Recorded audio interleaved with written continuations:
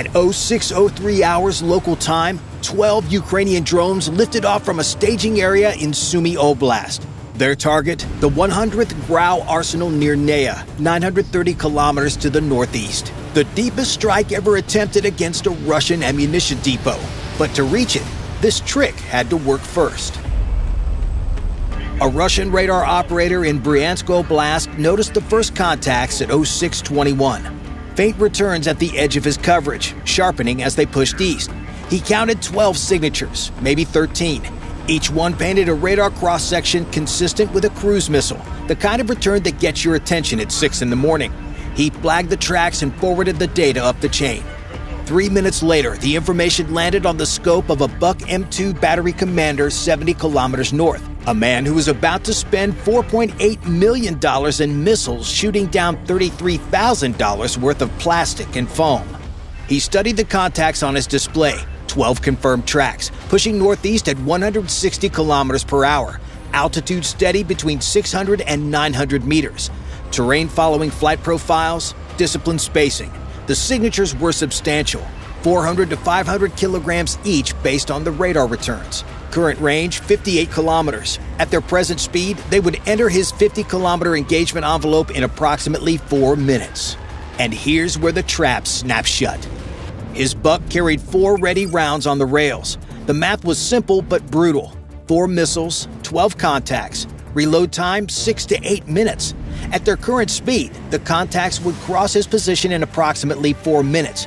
He had 1 magazine to stop a swarm that outnumbered his ammunition 3 to 1. Reload time after that, 6 to 8 minutes. The contacts were doing anything except flying northeast in a straight line. They could be cruise missiles. They could be decoys. They could be some new Ukrainian system he'd never seen before. But they were headed deeper into Russia, and nobody gets promoted for letting cruise missiles through while asking questions. He made the call any competent commander would make. At 06:27, he ordered the first launch. 2 missiles roared off the rails, accelerating to 3 times the speed of sound as they climbed toward the intercept point. The fire control radar held lock on the lead contacts, feeding guidance corrections as the missiles closed at nearly a kilometer per second. 38 seconds to intercept. 30. 20. The first warhead detonated at 06:28. A flash over Bryansk as 12,000 steel fragments tore through an 8.9-kilogram plastic decoy. The radar return vanished. The Buck commander logged a successful intercept. He had no idea he'd just spent enough money to buy a luxury apartment, destroying something that cost less than a bicycle. He ordered the second launch at 06:31. 2 more missiles, 2 more intercepts. 2 more contacts vanished from his scope. His Buck was now empty. 4 ready rounds expended in 4 minutes. The transloader vehicle pulled alongside to begin the reload process. Hydraulics whined. Missile canisters shifted on their rails. 6 minutes minimum before he could fire again. The remaining 8 contacts would cross his position in 5. He reported the engagement up the chain and requested support, proud of his 100% hit rate. What he didn't report, because he didn't know, was that he'd just been played. 8 remaining contacts crossed his position at 06:36. 60 kilometers east, a Tor M2 battery near Smolensk picked up the swarm at 06:37. The Tor is Russia's short-range point defense system. 8 ready missiles designed to swat cruise missiles out of the sky at ranges up to 12 kilometers. Against actual cruise missiles, it's genuinely dangerous. Against decoys flying deliberately outside its envelope, it was about as useful as a guard dog behind a fence. The battery commander studied the tracks on his scope. Bearing 243, range 31 kilometers. But the contacts weren't heading toward him. They were heading north, angling to pass 18 kilometers outside his engagement envelope. He couldn't reach them from here. The commander considered repositioning, moving the Tor northwest to cut off the contact's flight path. But the Tor's wheeled chassis could cover 40 kilometers per hour at best on these roads. By the time he moved, the contacts would be long gone. He tracked them passively and reported what he was seeing. At 06:38, an S-300 battery 120 kilometers east of Smolensk began tracking the swarm. The S-300 is designed for high-altitude threats, aircraft at 60,000 feet, ballistic missiles on their descent trajectory. Its 48 N-6 missiles can reach 150 kilometers, far enough to engage the contacts from here. But the system's radar was built for targets above the terrain clutter, not cruise missiles hugging the Earth at 800 meters. The fire control solution flickered on the commander's display. Lock, lost. Lock, degraded. Lock. He could launch on a partial solution and hope the missile's onboard seekers acquired the targets during the intercept. Hit probability against a low-altitude cruise missile with degraded lock, maybe 40%. At $1.2 million per missile, that was an expensive gamble on bad odds. He reported the situation and requested guidance. At 0639, the Buck battery in Bryansk completed its reload cycle. 4 fresh 9M317s on the rails. The commander checked the geometry. Contacts now bearing 067, range 82 kilometers, heading away. A stern chase at that range would push his missiles to their kinematic limits. They'd burn most of their fuel catching up, leaving little margin for terminal maneuvering. Hit probability against a straight-flying target? Reasonable. Against anything that jinked at the last second? Much worse. He reported ready status and awaited orders. The geometry was garbage and he knew it, but the contacts were still flying northeast, and someone above his pay grade was going to have to make a decision. The Coordination Center's integrated display showed the entire picture. 1 Buck with missiles ready but targets already passed. 1 Tor that couldn't reach the contacts. 1 S-300 with a flickering lock. 8 cruise missile-sized tracks pushing deeper into Russia at 160 kilometers per hour, threading through the gaps between coverage zones. 3 batteries tracking, 12 missiles ready to fire, 0 clean shots. The report landed on the desk of the Regional Air Defense Duty Officer at 0640. He had 2 options. Option 1. Order the batteries to engage with degraded solutions. The Buck and Bryansk could attempt a stern chase. The S-300 could launch on its partial lock. Total missiles required, somewhere between 8 and 16. Cost, $6 to $12 million. Probability of stopping all 8 contacts, low. Option 2. Scramble fighters. 2 Su-35s from Kalino could intercept the swarm in approximately 20 minutes. Each fighter carried 8 R-77 missiles, more than enough to destroy the remaining contacts with shots to spare. Option 2 had one significant drawback. The moment those fighters entered the engagement zone, every SAM battery on the sector would receive an automated weapons hold instruction, standard doctrine to prevent any friendly fire. The ground-based network would go cold until the fighters cleared the airspace. The duty officer checked the clock. 0641. Every minute he waited was another 2.7 kilometers deeper into the motherland. He made his decision. At 0641, the scramble order went out to Kalino Air Base. 2 Su-35 fighters were wheels up in 3 minutes, their engines pushing them northeast at 1,500 kilometers per hour. Their pilots received their targeting data during the climb. 8 cruise missile-sized contacts, bearing 047, range 280 kilometers, altitude 800 meters, speed 160 kilometers per hour, intercept in approximately 14 minutes. The automated instruction propagated through the air defense network at 0649. Weapons hold, all sectors, friendly aircraft operating in engagement zone. Across Bryansk, Smolensk, and Kaluga Oblast, targeting radars went silent. The Buck battery that had just finished reloading lowered its readiness status. The Tor M2 near Smolensk stood down. The S-300 battery further east tracked the contacts passively but kept its fire control radar cold. The airspace belonged to the fighters now. At 0658, the Su-35s made radar contact with the remaining targets. They descended to engagement altitude and began prosecuting contacts with their Urbis E radars. The first R-77 left its rail at 0701. The missile tracked a contact and maintained course and speed. No evasion, no countermeasures, no reaction at all, and detonated at 0702. The pilots worked through the swarm methodically. One contact after another vanished from their scopes. At 0713, the flight lead reported the engagement zone clear. 8 contacts destroyed. Threat neutralized. The Su-35s turned to Kalino to rearm. Across western Russia, SAM batteries came back online, their radars sweeping empty skies. The duty officer logged the engagement as a successful intercept of a Ukrainian cruise missile strike. He never learned what he'd actually destroyed. The objects that went down over Bryansk and Smolensk that morning weren't cruise missiles. They were Hakai-20s, Ukrainian decoys weighing 8.9 kilograms each. built from plastic and foam, carrying a secret device called a Lundberg lens mounted inside each decoy's fuselage. A Lundberg lens is a sphere made of concentric dielectric shells, basically layers of material with carefully calibrated densities that bend radar waves in a very specific way. When a radar pulse hits a normal object, most of the energy scatters in random directions. Only a fraction bounces back to the receiver. But a Lundberg lens captures incoming radar waves and focuses them like a mirror, reflecting nearly all the energy directly back at the source. The effect is dramatic. An 8.9-kilogram drone suddenly paints a radar return 15 times larger than its actual size. To the Buck's fire control radar, each Hakai-20 looked like a 400-kilogram cruise missile. To the Su-35's Urbis E, same thing. The operators had no way to tell the difference without visual confirmation. And by the time the fighters got close enough to see what they were shooting at, the engagement was already over. And they had played their part perfectly.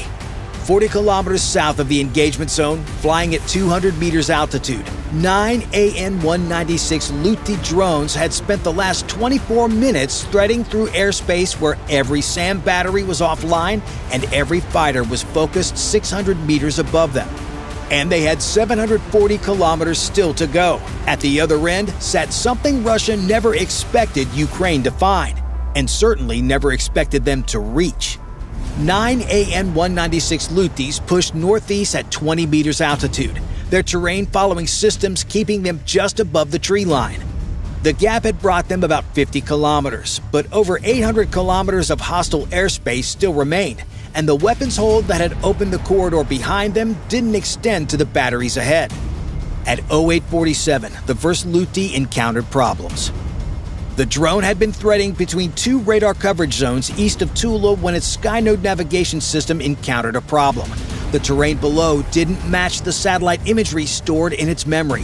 What should have been open farmland was now a half-frozen reservoir. The water level had risen 3 meters since the imagery was captured, changing the shoreline geometry the system used for positioning.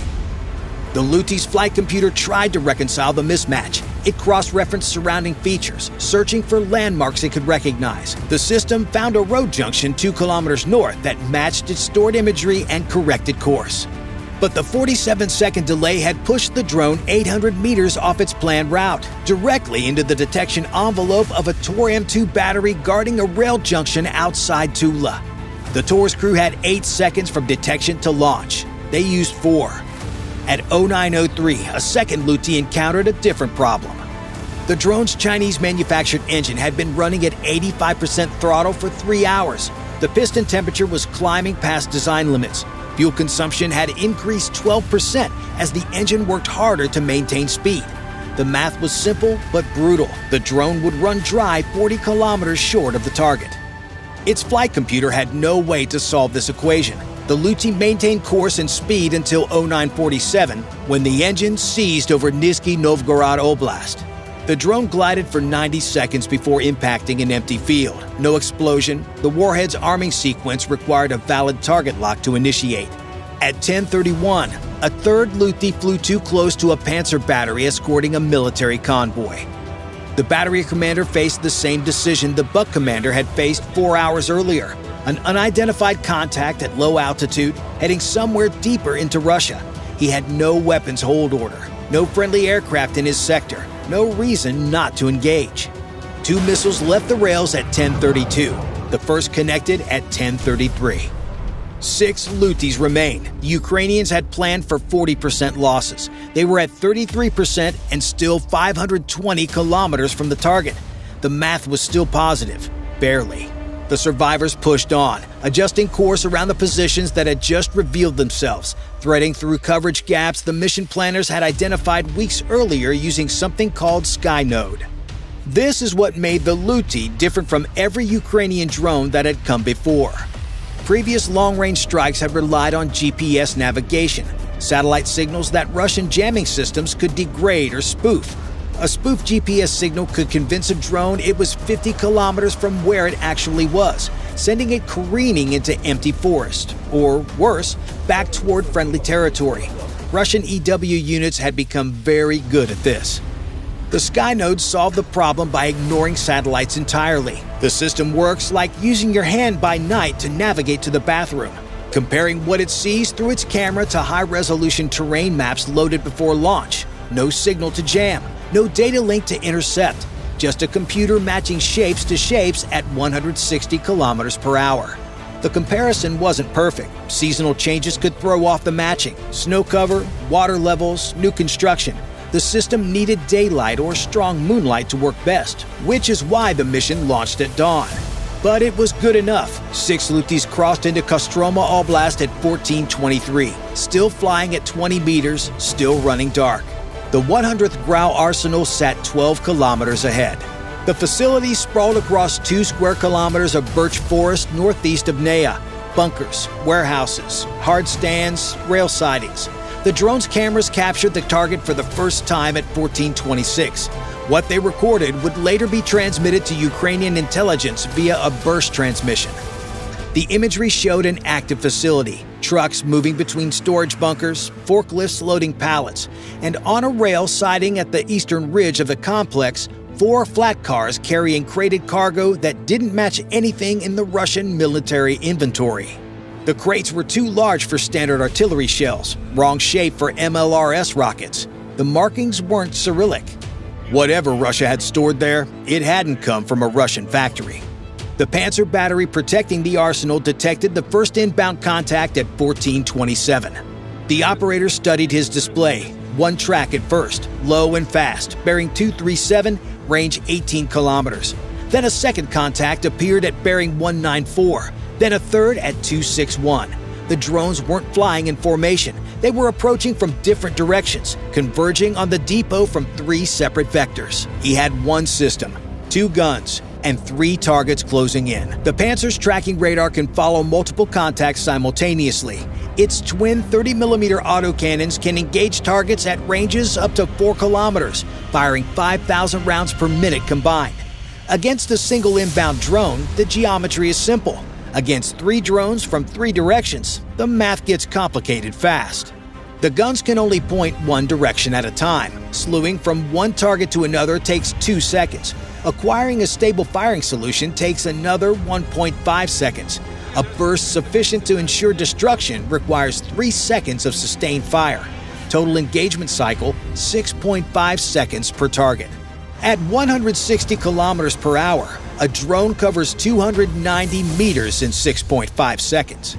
The operator designated the closest threat, the contact at bearing 237, now 11 kilometers out, and initiated the engagement sequence. The guns traversed, the radar locked. At 4 kilometers, the autocannons opened fire. The first Luti came apart in a shower of composite fragments at 14:28. The operator immediately slewed to the second target, bearing 194, now inside 6 kilometers. The guns traversed, the radar searched. Lock, the autocannons fired. The second Luti went down at 14:29. But the third drone was already inside 3 kilometers. And as the operator slewed to engage, 3 more contacts appeared on his scope. The remaining Lutis, approaching from the north in loose formation 8 kilometers out. The northern group had timed their approach perfectly. While the Panzer engaged the first 3 targets from the south and west, the remaining Lutis had swung wide around the facility's eastern perimeter, using a forested ridgeline to mask their approach. The Panzer's radar had been focused on the active engagements, tracking, locking, and firing. By the time the operator cleared the third target and swept north, the second wave was already inside 8 kilometers and closing fast.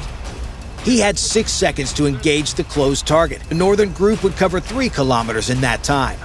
The autocannons found the third Luti at 2.1 kilometers. The burst walked across its flight path. Fragments sprayed. The drone staggered but kept flying. The warhead in its nose was already armed. At 14:30, the first Luti struck a storage bunker in the southern section of the complex. The 75-kilogram shape-charged warhead detonated on impact, punching through the bunker's concrete roof. For a fraction of a second, nothing happened. Then the contents of the bunker, artillery shells stacked floor to ceiling, began cooking off. The second impact came 4 seconds later. Northern section, a warehouse full of crated rockets. The third impact hit a hard stand where trucks had been loading ammunition 20 minutes earlier. The fourth Luti, The one the Panther had damaged but not destroyed dove into the rail siding at the eastern edge of the complex, the crates with the non-Cyrillic markings. The detonation was different, brighter, hotter. Secondary explosions rippled across the facility, ammunition cooking off in chain reactions, propellant igniting, warheads detonating in the storage crates. The sound reached Nea 3 kilometers away, a rolling thunder that didn't stop. Later analysis figured out why there'd been such a massive explosion. The crates with non-Cyrillic markings were Korean. These were KN-23 ballistic missiles, North Korea's answer to the Iskander. Weapons Russia couldn't manufacture domestically, shipped 6,000 kilometers across the Asian continent to a depot they thought Ukraine would never reach. They thought wrong. Bye for now.